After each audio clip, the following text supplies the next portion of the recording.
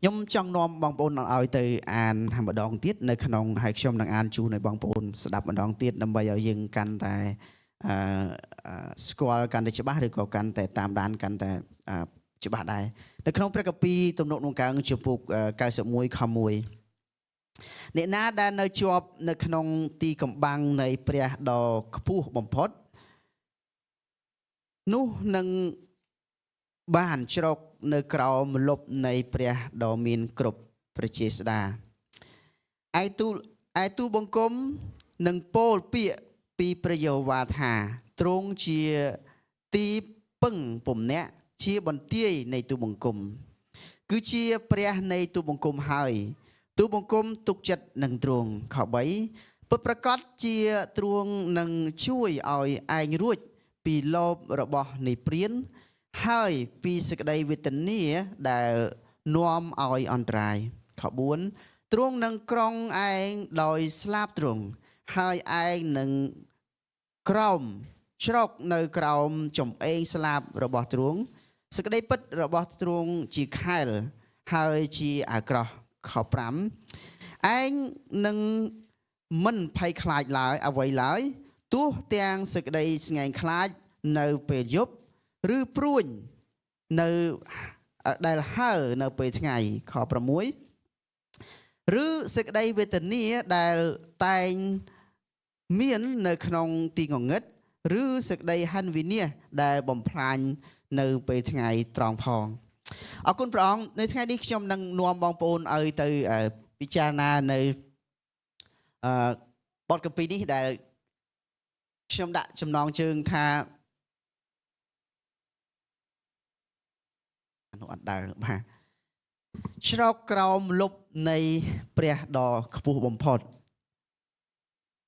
บอมปูนอคนี้ในเปได้ยังชื่อเปรียเยซูในเปได้ยังจับดามตัวชื่อเปรียเยซูยังเตอแต่ประกอบท่าเปรียได้ยังชื่อคือชื่อเปรียดอขบุบมพอดให้ได้บัญชีเปรียดอขบุบมพอดนี่คือชื่อเอาไว้ได้มันแม้นชื่อเปียยังเด็กเย่มุนเกเต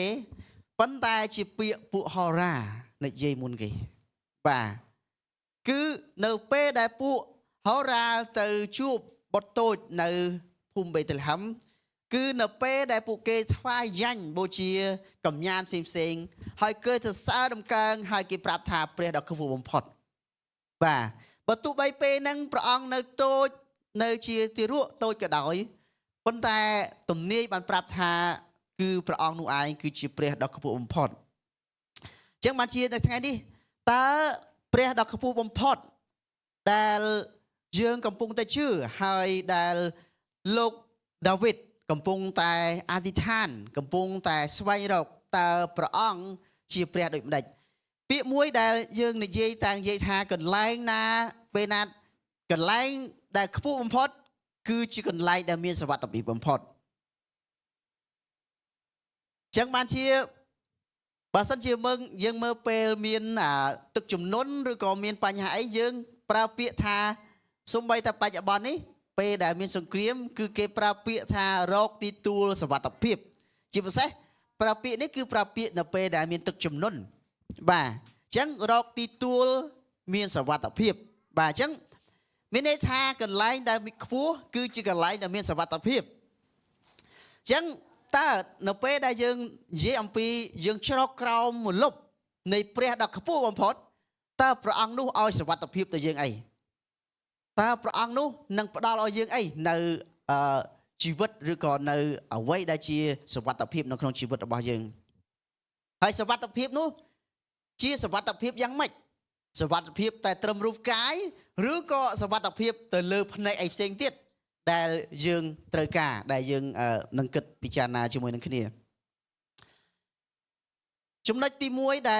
ยมนังนอมบางปอนไอติพิจารณาในขนมนี้คือในขนมคอมวยได้ในเจียมปี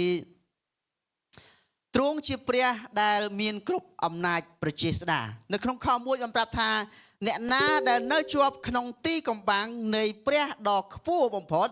นู้นังบ้านชรกในครอมลบในเปรียดอมีนกรบประเจษดาเอาคุณพระองค์ให้เปดักชมลือเปียนี้ชมนักดอ ពាក្យមួយដែលជាឈ្មោះរបស់ក្រុមខុសឆ្គងដែលគេដាក់ថាពួកជំនុំនៃព្រះដ៏គ្រប់បញ្ជាស្ដាបាទប៉ុន្តែមិនមែនជានេះទេគឺគេដកខកពីនេះមកគេដកមកខនឹងមកហើយគេដាក់ជាប្រធានបទប៉ុន្តែដែលសំខាន់នៅកន្លែងនេះគឺព្រះយើងដឹងហើយថាបទពិសោធន៍របស់ដាវីតគឺនេះគឺជាទំនុករបស់ដាវីតស្ដេចដាវីតដែលគាត់នឹងជួបរឿងជីវិតជាច្រើនដែលគាត់កំពុងតែដើរហើយគាត់ជួបឧបសគ្គជាច្រើនគាត់ជួបបញ្ហាជាច្រើនស្ដេចដាវីតគាត់បាននិយាយថា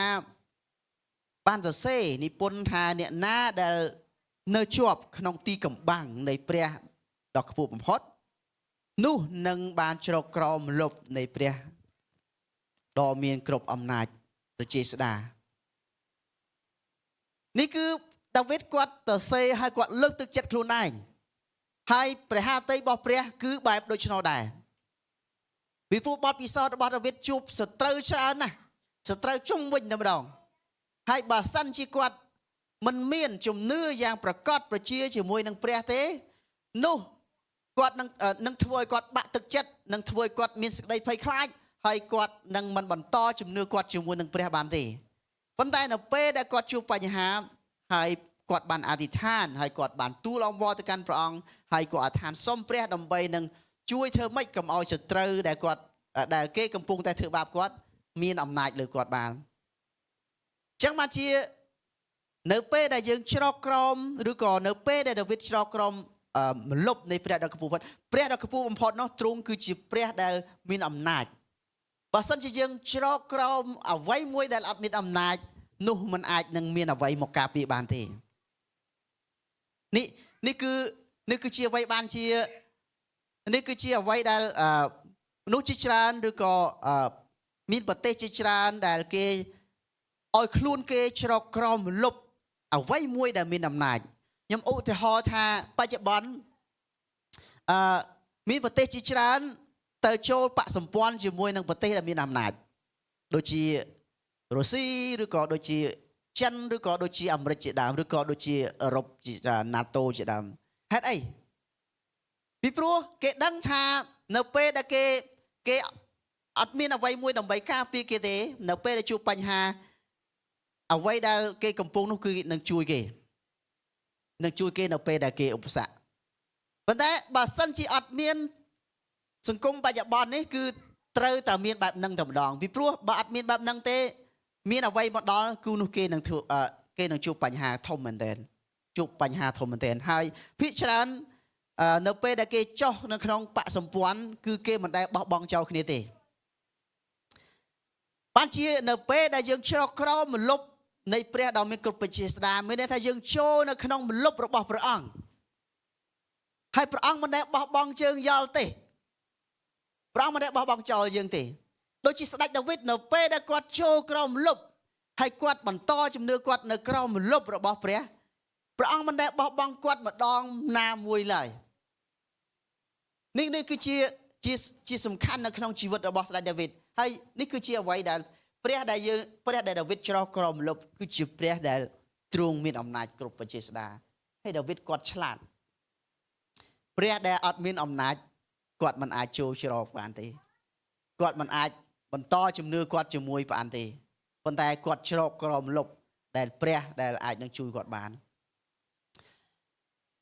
តើព្រះដែលមានគ្រប់អំណាចប្រជាស្ដានឹងផ្ដល់អ្វីដល់ដាវីតហើយនឹងផ្ដល់អ្វីដល់យើងក្នុងនាមយើងជាកូនព្រះអង្គដែរនេះគឺជាអ្វីដែលយើងនឹងពិចារណាជាមួយគ្នានៅក្នុងចំណុចទី2ព្រះដែលទ្រង់មានគ្រប់អំណាចប្រជាស្ដាទ្រង់គឺជាព្រះដែលជាទីពំនាក់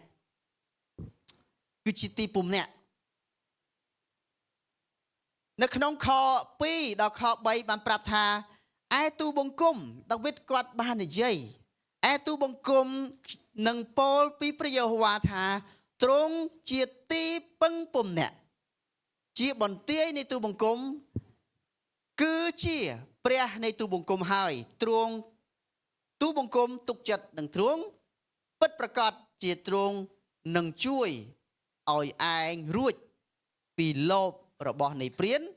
ហើយពីសេចក្តីវេទនាដែលនាំឲ្យអន្តរាយ បងប្អូនអរគ្នាដាវីតគាត់មិននិយាយតែសំដៅលើគាត់ម្នាក់ឯងទេប៉ុន្តែដាវីតគាត់ប្រើពាក្យពីរនៅក្នុងហ្នឹងទី1ខ2បានប្រាប់ថាខ្លួនគាត់ខ្លួនឯងហើយទី2សំដៅទៅលើអ្នកផ្សេងទៀតជាគូកនរបស់គាត់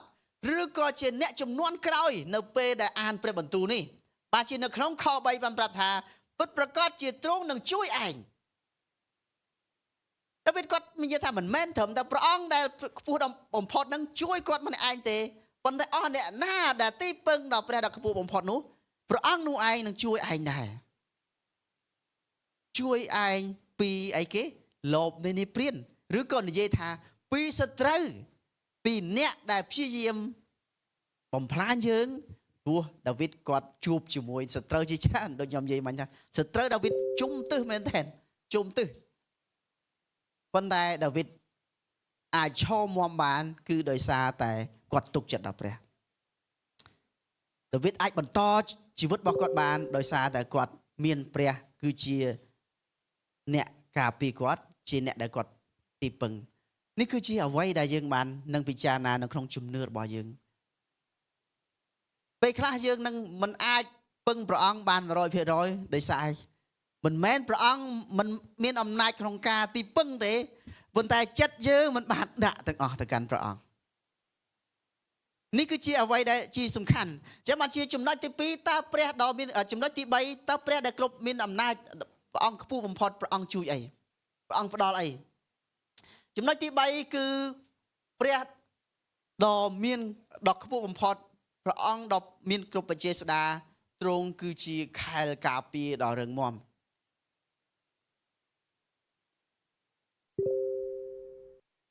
បច្ចុប្បន្ននេះយើងឃើញមានប្រទេសជាច្រើនដែលព្យាយាមទិញខែលការពារបើសិនយើងនិយាយពីនៅអ៊ីស្រាអែលយើងនិយាយពីIron Dome ខែលការពារដ៏រឹងមាំហើយបើយើងនិយាយពីអាមេរិកមាន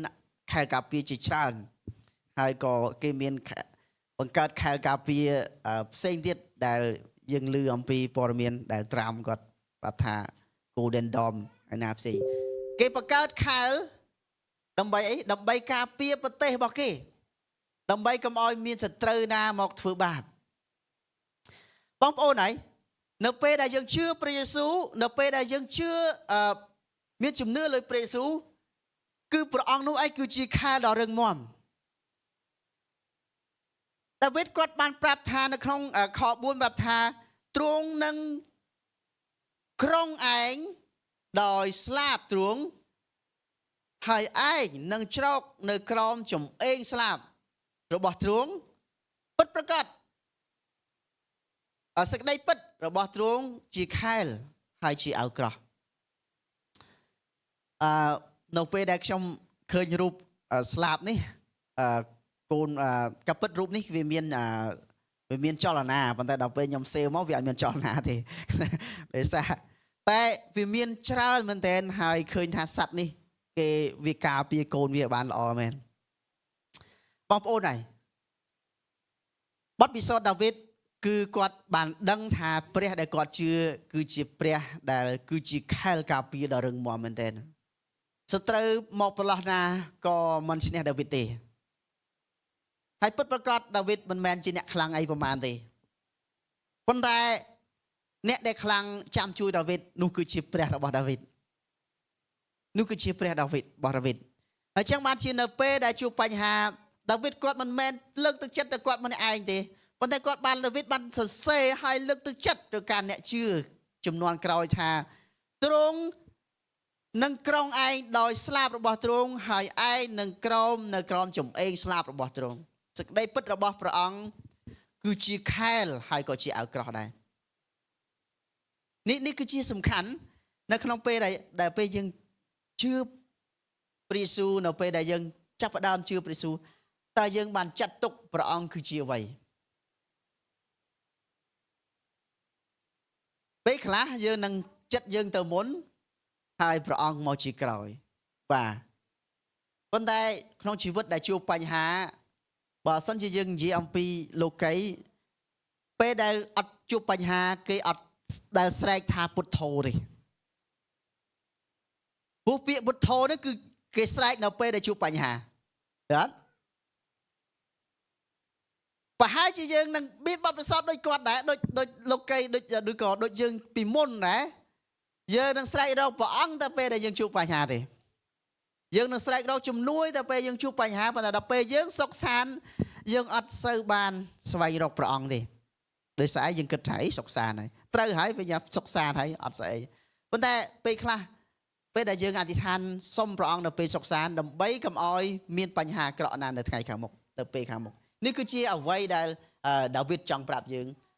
គឺព្រះដែលដាវីតសរសើរដំកើងគឺជាព្រះដែលខ្ពស់បំផុតហើយព្រះដែលខ្ពស់បំផុតនោះដែលដាវីតសរសើរដំកើងហើយដាវីតដែលកំពុងគោរពគឺជាព្រះដែលមានអំណាចជួយដាវីតគឺជាព្រះដែលផ្ដល់នៅជាទីពំនាក់ដ៏រឹងមាំដែលដាវីតពឹងជ្រោកហើយក៏ជាខែលដែលការពារដាវីតនៅគ្រប់ទាំងឧបសគ្គផ្សេងៗដែរនៅជីវិតរបស់យើងអត់ដឹងថាពេលណានឹងជួបបញ្ហាហើយបច្ចុប្បន្នយើងពិតប្រាកដហើយយើងនឹងគិតថាតើអ្នកណាជាអ្នកជំនួយខ្ញុំនៅពេលដែលយើងជួបបញ្ហាធំបាទនៅពេលដែលយើងជួបបញ្ហាធំយើងនឹងសួរថាតើអ្នកណាជាអ្នកជំនួយខ្ញុំពាក្យមួយដែលយើងនិយាយ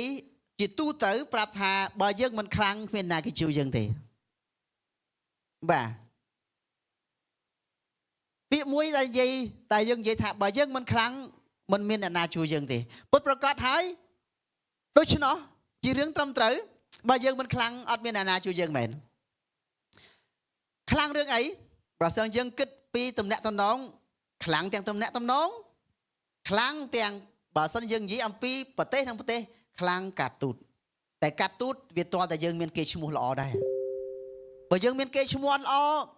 យើងយកភាសាទៅប្រើកាត់ទូតអត់បានមានប្រសិទ្ធភាពទេប្រវត្តិយើងអត់ល្អការដឹកនាំយើងអត់ល្អក៏ប្រើភាសានឹងអត់បានដែរយើងមិនខ្លាំងមិនមានអ្នកណាជួយយើងនៅក្នុងជំនឿបែបនោះដែរបើសិនជាយើងមិនមានជំនឿព្រះពិបាកនឹងមកដល់យើងដើម្បីការពារយើងអាខ្លាំងនោះគឺជាជំនឿបើសិនជាយើងអត់មានជំនឿរឹងមាំពិតប្រាកដហើយសត្រូវដែលនឹងវាយយើងនោះគឺជាអរិយហើយយើងមិនអាចប្រៀបធៀបថាថៃគឺជាអរិយទេបាទយើងមិនអាចប្រៀបធៀបថាថៃគឺជាអរិយទេប៉ុន្តែបើសិនយើងមិនខ្លាំងនោះគេនឹងធ្វើបាបយើងដូចគ្នាជំនឿដូចគ្នាបើសិនយើងជំនឿមិនរឹងមាំអរិយវាចាំតែវាយទេបាទអរិយវាចាំតែវាយទេប្រឡោះណាខ្សោយគឺវាវាយប្រឡោះហ្នឹងហើយបើសិនយើងមើលកន្លែងព្រំដែនកន្លែងណាវាដឹងថាខ្សោយគឺវាវាយកន្លែងហ្នឹងហើយអរិយវាដូចគ្នាកន្លែងណាដឹងថាចំណុចយើងខ្សោយកន្លែងណាគឺវាយកន្លែងជុំកាលវាអត់វាយយើងនោះទៅវាវាយកូនយើងទៅវាយប្រពន្ធយើងទៅវាយ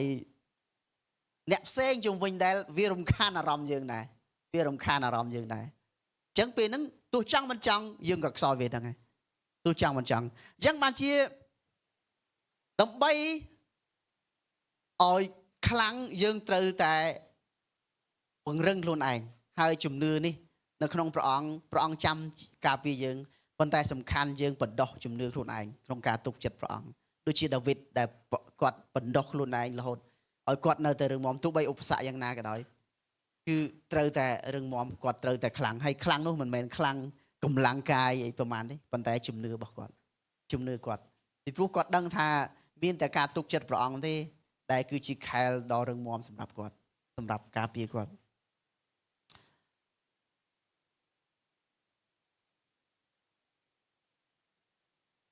ព្រះដ៏មានគ្រប់អំណាចប្រជាស្ដាព្រះដែលជាទីពឹងពំនាក់ហើយព្រះដែលជាខែលការពារដ៏រឹងមាំព្រះអង្គជួយយើងអីនៅក្នុងខ5ដល់ខ6ស្ដេចដាវីតគាត់បាននិយាយថាឯងនឹងមិនត្រូវភ័យខ្លាចអ្វីឡើយទោះទាំងសេចក្តីស្ងែងខ្លាចនៅពេលយប់ឬព្រួញនៅពេលថ្ងៃ ខ6ប្រថាឬសេចក្តីវេទនាដែលតែងមាននៅក្នុងទីងងឹតឬសេចក្តីហិនវិនាសដែលបំផ្លាញនៅពេលថ្ងៃក៏ដោយយើងច្រៀងមិញបានប្រាប់ថាម៉េចព្រះអង្គនឹងការពារនៅពេលថ្ងៃមិនត្រូវព្រះអាទិត្យធ្វើទុកឡើយហើយពេលយប់ក៏មិនត្រូវព្រះច័ន្ទធ្វើទុកដែរបាទនេះគឺជាសំខាន់នៅក្នុងជំនឿរបស់ដាវីតគឺគាត់មានទំនុកចិត្តថាព្រះនឹងមិនធ្វើឲ្យគាត់សេចក្តីភ័យខ្លាចទេនៅពេលដែលគាត់រឹងមាំគាត់ទោះបីមានព្រួញជាច្រើនបាញ់មកគាត់ជុំវិញជុំទិសក៏ដោយប៉ុន្តែព្រះអង្គនោះឯងគឺជាខែលការពាររបស់គាត់តើព្រះអង្គនឹងជាខែលឬក៏ព្រះអង្គដែលមានគ្រប់អំណាចដ៏ខ្ពស់បំផុតនឹងព្រះអង្គនឹងជួយយើងអីការពារយើងគេពិតប្រាកដហើយព្រះអង្គជាព្រះនៃយើងមិនមែនត្រឹមតែការពារនៅជីវិតរបស់យើងរូបកាយទេដែលព្រះអង្គគឺជាព្រះដ៏ខ្ពស់បំផុតនោះគឺព្រះអង្គការពារជីវិតយើងខាងឯវិញ្ញាណ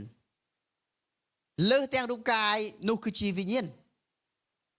ចឹងបានជានៅក្នុងព្រះគម្ពីរទំនួលអង្កើងដដែលនៅក្នុងព្រះគម្ពីរចំពុក121បានប្រាប់យើងដូចនេះចំពុក121បានប្រាប់ថាខ្ញុំនឹងងើបផ្នែកមើលទៅលើភ្នំ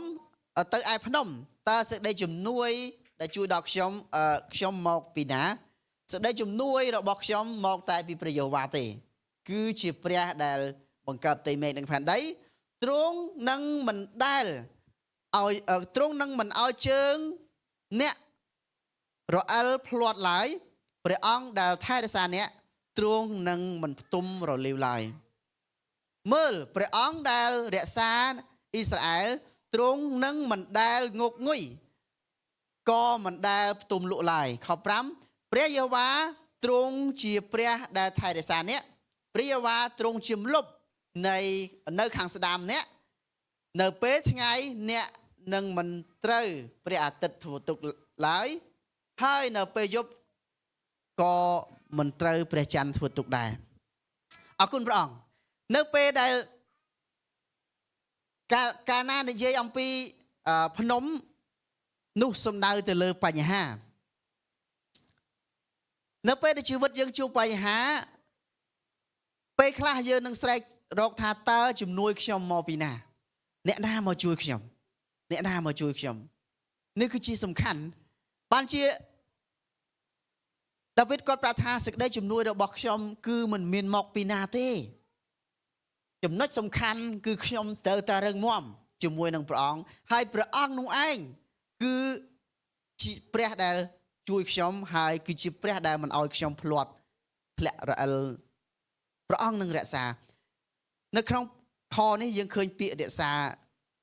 ពីរដងដែលបញ្ជាក់ហើយបញ្ជាក់ទៀតថាព្រះអង្គនឹងរក្សា3ដងប្រើពាក្យរក្សាមានថាព្រះអង្គនឹងរក្សាព្រះអង្គនឹងរក្សាដាវីតគាត់ច្បាស់លាស់ថាព្រះអង្គនឹងរក្សាយើងរក្សាគាត់នឹងមិនមានអ្វីកាត់ឡើងមានរឿងមួយដែលខ្ញុំតែងតែលើកទឹកចិត្តដល់ពួកជំនុំក្រុមតូចដែលខ្ញុំបម្រើនៅកោះកបីក៏ដោយនៅយោបាលក៏ដោយអមនៅធ្លាប់មកថ្វាយគុំហើយនៅស្អាងខ្ញុំប្រាប់ថាអត់មានអ្នកណាដែលធ្វើការច្រើនជាងគេក្រៅពីព្រះយេស៊ូវទេហេតុអីអត់ប្រហែលជាយើងគិតថាយើងធ្វើការច្រើនណាស់ច្រើនជាងគេណាច្រើនមែនទែនប៉ុន្តែអ្នកដែលធ្វើការច្រើនជាងគេមិនមែនជាយើងទេហើយក៏មិនមែនជានាយករដ្ឋមន្ត្រីយើងដែរអ្នកដែលធ្វើការច្រើនជាងគេនោះគឺជាព្រះយេស៊ូវហេតុអីព្រះគម្ពីរមិនប្រាប់ថាសូម្បីតែរលាវព្រះអង្គមិនរលាវផងហេតុអីតើព្រះអង្គកំពុងធ្វើអីព្រះអង្គចាត់ទុកយើងដូចជាអ្នកជំងឺបែបហ្នឹងបើទោះបីយើងមានសុខភាពល្អក៏ដោយព្រះអង្គដាវីតប្រាប់ថាព្រះអង្គចាត់ទុកដាវីតដូចជាអ្នកជំងឺមួយដែលត្រូវការមើលថែ24ម៉ោងដូចគ្នាបងប្អូនហើយនៅពេលដែលយើងជឿព្រះយេស៊ូវសូមប្រកាសថាព្រះអង្គនៅមើលថែយើងគ្រប់24ម៉ោងបើទោះបីយើងយប់យើងអត់ដេកក៏ដោយយើងពេលហើយណាស់ក៏យើងមានពេលដេកប៉ុន្តែព្រះអង្គអត់ដេកទេ ព្រះអង្គចាំការពារយើងចាំការពារយើង24ម៉ោងព្រះអង្គអត់ដែលដេកឬក៏អត់ដែលសូម្បីតែចង់ដេកនេះជាសំខាន់អីដែលយើងចង់ដឹងជាមួយគ្នាភាគច្រើនពេលដែលយើងជួបបញ្ហាយើងតែងតែមើលលើខ្លួនឯងយើងនិយាយពីសមត្ថភាពខ្លួនឯងយើងគិតតែម្នាក់ឯងហើយយើងពេលខ្លះយើងកម្រនឹងដាក់បញ្ហានឹងទៅព្រះជាមុនណាបាទពីព្រោះអីនេះជាអត្តចរិតរបស់យើងម្នាក់នេះជាអត្តចរិតរបស់យើងហើយទោះបីយើងជឿព្រះអង្គហើយពេលខ្លះវាជាអត្តចរិតរបស់យើងអាចថាជានិស្ស័យបាបរបស់យើងអត់បានដាក់បញ្ហានឹងទៅព្រះជាមុនទេបាទប៉ុន្តែនៅថ្ងៃនេះបងប្អូនហើយសូមដាក់បញ្ហាដែលយើងកំពុងទៅព្រះជាមុនពីព្រោះអីព្រះគម្ពីរម៉ាថាយចំពុក6ខ33ប្រាប់ថាម៉េចចូលស្វែងរកនគរព្រះជាមុនទើបអ្វីនឹងបានមកជាក្រោយនេះគឺជាលក្ខខណ្ឌដែលព្រះយេស៊ូវដាក់ឲ្យយើងបើសិនជាយើងរកខ្លួនឯងជាមុនអ្វីដែលយើងចង់បានมันអាចមកទេបាទបើមកក៏មកដោយលំបាកឬក៏មកដោយមានបញ្ហាជាច្រើនដែរប៉ុន្តែព្រះយេស៊ូវថាចូលស្វែងរកនគរព្រះជាមុនទើបអ្វីនឹងមកជាក្រោយបងប្អូនអរគ្នាដែលយើងអាចមកដល់ទីនេះបានដែលយើងអាចមកឈរទៅអង្គុយនៅទីនេះបានខ្ញុំជឿថាយើងបកទៅក្រោយយើងមើលថាតើព្រះធ្វើអីយើងធ្វើកាយខ្លះសម្រាប់យើងបាទខ្ញុំអត់ដឹងថាបងប្អូនមានបទពិសោធន៍យ៉ាងម៉េចប៉ុន្តែខ្ញុំជាមួយនឹងប្រពន្ធរបស់ខ្ញុំយើងឃើញសម្លឹងទៅក្រោយយើងឃើញថាព្រះធ្វើការឲ្យយើងជាច្រើនទាំងដែលយើងមិនអាចរកបានទេទាំងដែលយើងមិនអាច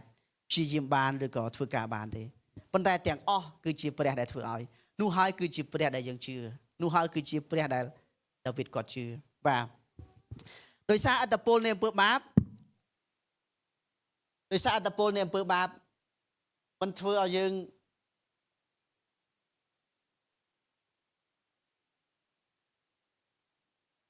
អត់ថ្មទេបាទអត្តពលនៃអំពើបាបมันធ្វើឲ្យយើងនឹកទៅដល់ព្រះជាមុនទេពិតប្រាកដនេះហើយគឺជាអត្តពលនៃអំពើបាបมันធ្វើឲ្យយើងនឹកដល់ព្រះជាមុនទេប៉ុន្តែអត្តពលនៃបាបនឹងធ្វើឲ្យយើងកាន់តែជួបបញ្ហាបើសិនយើងអត់ស្វែងរកព្រះដូចខ្ញុំបានជួបបងឡននៅស្អាងហើយគាត់ក្រុមតូចដែលខ្ញុំនេះដែរគាត់ថាលោកគ្រូនៅពេលដែលខ្ញុំព្យាយាមដាំស្លខ្លាំងពឹងខ្លួនឯងមានអារម្មណ៍ថាហត់ហើយក្រោះហើយទៀតគាត់អ្នកលក់ម្ហូបហើយគាត់មកលេងគាត់ធ្វើម្ហូបប្រហែលជា5 6មុខហើយនៅពេលណាគាត់បាត់ប្រសតគាត់ពេលតែគាត់ចាប់ផ្ដើមខំម្នាក់ឯងអត់បានអធិដ្ឋានមុនណាមានអារម្មណ៍ថាមួយថ្ងៃវល់ល្ងាចហើយអត់ចង់ហើយទៀតគាត់លក់ម៉ោង5ពេលល្ងាចគាត់លក់ហើយបាទគាត់ដើរដឹកម៉ូតូលក់គាត់ថាអាជិតដល់ម៉ោង5អីហ្នឹងអត់ទាន់ហើយទេប៉ុន្តែនៅពេលដែលគាត់ក្រោកព្រឹកឡើងគាត់អធិដ្ឋានសូមព្រះអង្គដូចជាទី1កម្លាំងទី2គាត់ដូចជាឆាប់ហើយច្រើនជាងលឿនជាងម្លប់នៃព្រះដែលម្លប់នៃព្រះដ៏មានគ្រប់បជាស្ដាព្រះអង្គការពារយើងតែយើងក៏ត្រូវតែស្ម័គ្រចិត្តជ្រកក្រមម្លប់ព្រះអង្គដែរបាទស្ម័គ្រចិត្តនៅក្នុងការជ្រកដែរហើយទ្រង់មិនផ្ទុំទេដូចខ្ញុំបានបញ្ជាក់ថាព្រះអង្គមិនផ្ទុំទេទ្រង់មិនដែលសំបីតែចង់ផ្ទុំឬក៏ចង់គេងព្រះអង្គអត់ដែលចង់គេងទេយើងគេងអាច8ម៉ោងព្រះអង្គតែ1នាទីព្រះអង្គអត់គេងទេតែ1វិនាទីបាទដើម្បីអីដើម្បីតែយើងបញ្ហារបស់អំពើបាបរបស់មនុស្សតែម្នាក់អាចនឹងបំផ្លាញមនុស្សជាច្រើនបងប្អូនអរគ្នានៅពេលដែលមនុស្សផ្លាស់ប្រែម្នាក់ព្រះពរនឹងអាចទៅកាន់មនុស្សជាច្រើននៅពេលដែលអំពើបាបមនុស្សតែម្នាក់អាចនឹងបំផ្លាញមនុស្សជាច្រើនបានយើងងាកទៅមើលព្រះគម្ពីរស្ដេចផារ៉ោនអំពើបាបរបស់ផារ៉ោនម្នាក់ធ្វើបាបដល់អេស៊ីបទាំងមូលយល់បាទអំពើបាបទៅផារ៉ោនម្នាក់អំពើបាបនោះនឹងមានអត្តពលធ្វើបាបដល់អេស៊ីបទាំងមូលប៉ុន្តែការអំពាវនាវឬក៏ការប្រែចិត្តមនុស្សតែម្នាក់ជំនួសសេចក្ដីម្នាក់នោះនឹងការពារមនុស្សជាច្រើនយើងឃើញអាប់រ៉ាហាំនៅពេលដែលជួបបញ្ហាអាប់រ៉ាហាំទៅម្នាក់ទេអំពាវនាវទៅកាន់ព្រះអង្គការពារក្មួយគាត់ការពារមនុស្សជាច្រើនទៀតនៅពេលដែលនេហេមៀទៅសង់ក្រុងយេរូសាឡិមវិញនេហេមៀក៏បានអធិដ្ឋានអង្វរទៅកាន់ព្រះអង្គហើយសូមអត់ទោសប្រជារាស្ត្ររបស់ខ្ញុំ ជនជាតិយូដាទាំងអស់ខ្លាចមកពីអំពើបាបរបស់គេបានជាធ្វើឲ្យក្រុងយេរូសាឡិមត្រូវបែកបាក់នេះគឺជាសំខាន់ចឹងបានជានេហេមៀក៏អធិដ្ឋានសុំការអត់ទោសពីព្រះដើម្បីសុំអត់ទោសដល់ប្រជាជាតិរបស់គាត់ឬក៏ប្រជាជនរបស់គាត់កែលោពួកគេធ្វើបាបហើយអត្តពលនៃបាបបំផ្លាញពួកគេធ្វើឲ្យក្រុងយេរូសាឡិមដ៏ជាក្រុងដ៏សំខាន់ត្រូវបានបែកបាក់ពេលខ្លះនៅពេលដែលយើងអធិដ្ឋានក៏អធិដ្ឋានសូមអង្វរទៅកាន់ព្រះអង្គសូមការអត់ទោសដល់ប្រជារាស្ត្ររបស់យើងដែរពីព្រោះអត្តពលនៃបាបនិងសាយភាយអត់មានថយចុះទេពីមុនយើងកាប់គោមួយចែកគ្នាប៉ុន្តែឥឡូវចាប់ផ្ដើមលក់ក្រោយមកចាប់ផ្ដើមលក់ហើយចាប់ផ្ដើមលក់ហើយឆ្លោះគ្នាកន្លែងលក់នឹងទៀតណាលក់បានលក់មិនបានគឺឆ្លោះគ្នាកន្លែងនឹងទៀតហេតុអីមកពីអីអត្តពលនៃអំពើបាបហើយអំពើបាបនេះមិនត្រូវបានថយចុះទេកាន់តែរីកឡើងអញ្ចឹងបានជាពីមុននៅឆ្លោះគ្នាតែតិចទេនៅអឺរ៉ុបនៅរៀងអត់សូវប្រហែលឥឡូវចាប់ផ្ដើមដល់អាស៊ីដល់អីច្រើនទៀតហេតុអីមកពីបាបឬក៏បំផុតគឺមកពីបាបនាំអាត្មានិយមនាំសម្លាប់គ្នានាំកេងប្រវ័ញ្ចនាំចង់បានជាច្រើនអាត្មានិយមជាច្រើនដោយសារអត្តពលនេះនៅពេលដែលយើងអធិដ្ឋានសូមកុំភ្លេចនៅក្នុងការអធិដ្ឋានសូមឲ្យព្រះអត់ទោសដល់ប្រជារាស្ត្ររបស់យើងដល់យើងហើយដល់ប្រជាជនរបស់យើងដល់ឋានៈដឹកនាំរបស់យើងដល់ឋានៈដឹកនាំរបស់ប្រទេសដទៃហើយប្រជាជនរបស់គេដើម្បីព្រះអង្គបានយើងជឿថាការទម្ពាវនាវរបស់មនុស្សសុចរិតម្នាក់នឹងការពារជីវិតដល់មនុស្សជាច្រើនអ្នកដូចជាព្រះអង្គបានឃើញយើងបានឃើញនៅក្នុងអាប់រ៉ាហាំឬក៏នៅក្នុងនេហេមៀឬក៏ស្ដេចផារ៉ូនៅគ្នានេះជាសំខាន់ចឹងអរគុណព្រះអង្គសូមអធិដ្ឋានជាមួយខ្ញុំព្រះយេស៊ូវដ៏ជាព្រះនៃយើងខ្ញុំទាំងអស់គ្នាអរព្រគុណព្រះអង្គគ្រប់ទាំងព្រះគុណព្រះពរនិងសេចក្តីស្រឡាញ់ព្រះអង្គហើយយើងជឿថានៅក្នុងជំនឿរបស់យើងខ្ញុំដែលយើងដើរតាមព្រះយេស៊ូវយើងគឺត្រូវការឲ្យយើងបានរឹងមាំនៅក្នុងព្រះអង្គហើយយើងត្រូវការរក្សាព្រះអង្គឲ្យជាប់នៅក្នុងជីវិតរបស់យើងខ្ញុំត្បិតព្រះអង្គស្ដេចដាវីតបានប្រាប់ថាគឺជាព្រះនោះឯងដែលខ្ពស់បំផុតនោះឯងព្រះអង្គនឹងការពារគាត់ព្រះអង្គនឹងជាទីពំនាក់របស់គាត់ព្រះអង្គនឹងមិនឲ្យមានអ្វីមកធ្វើបាបឬក៏បំផ្លាញឲ្យនាំឲ្យហាន់វិនិច្ឆ័យឡើយព្រះអើយសូមឲ្យយើងខ្ញុំទាំងអស់គ្នាបានកាន់តែស្វែងរកព្រះអង្គឲ្យកាន់តែរឹងមាំដូចជាដាវីតដែលកំពុងតែជួបបញ្ហាកាន់តែខ្លាំងជំនឿគាត់កាន់តែរឹងមាំគាត់កាន់តែស្វែងរកព្រះអង្គដើម្បីព្រះអង្គបានស្វែងរកដើម្បីគាត់បានកាន់តែគប់ប្រតិព្រះអង្គដែរសូមឲ្យយើងខ្ញុំបានអធិដ្ឋានឲ្យខ្លួនឯងបានរឹងមាំនៅក្នុងជំនឿហើយយើងក៏អធិដ្ឋានសម្រាប់បងប្អូនយើងសាច់ញាតិរបស់យើងប្រទេសជាតិរបស់យើងឲ្យព្រះអង្គបានរត់ទោសរំពៃមើលហើយព្រះអង្គបានអត់ទោសបាបហើយព្រះអង្គបានជួយនៅជាមលប់ឬក៏ជាដំណោះស្រាយសម្រាប់ប្រទេសឬក៏សម្រាប់ជនជាតិរបស់យើងដែរគុណអរព្រគុណព្រះអង្គគុណអធិដ្ឋានថ្វាយគ្រប់ទាំងអស់នេះក្នុងព្រះនាមព្រះយេស៊ូវគ្រីស្ទ